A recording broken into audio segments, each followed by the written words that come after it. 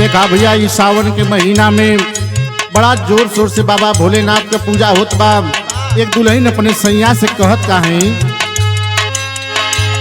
कि भोला बैठल बाट देव घर नगरिया पिया चलब ले कंवरिया पिया ना।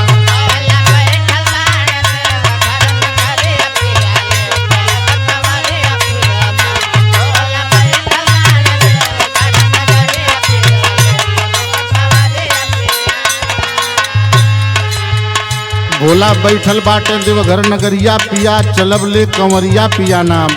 बाबा का करेला मैं दुनिया का दानी सब कर बूझ परेशानी।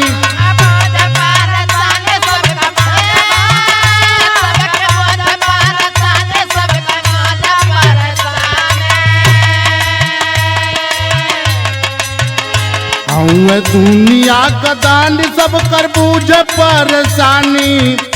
तो जलवा ढार भमऊन की दुअरिया पिया चलब ले कंवरिया पिया ना।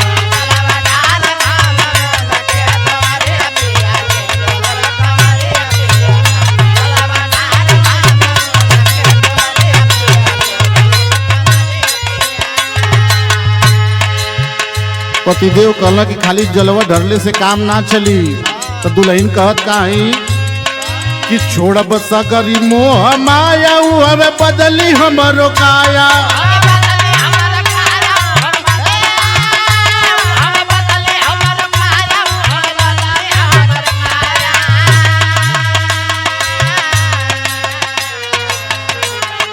छोड़ब सगरी मोह माया हम बदली हमरो काया।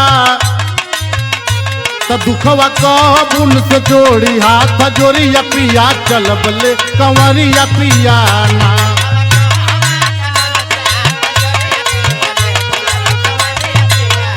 दुखवा कब अपन के हाथ जोड़ी।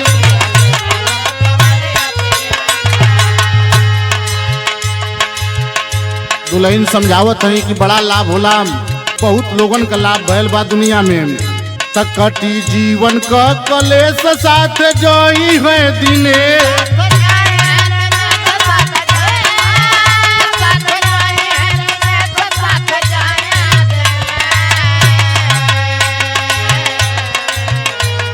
कटी जीवन का कलेश साथ जोई है दिने।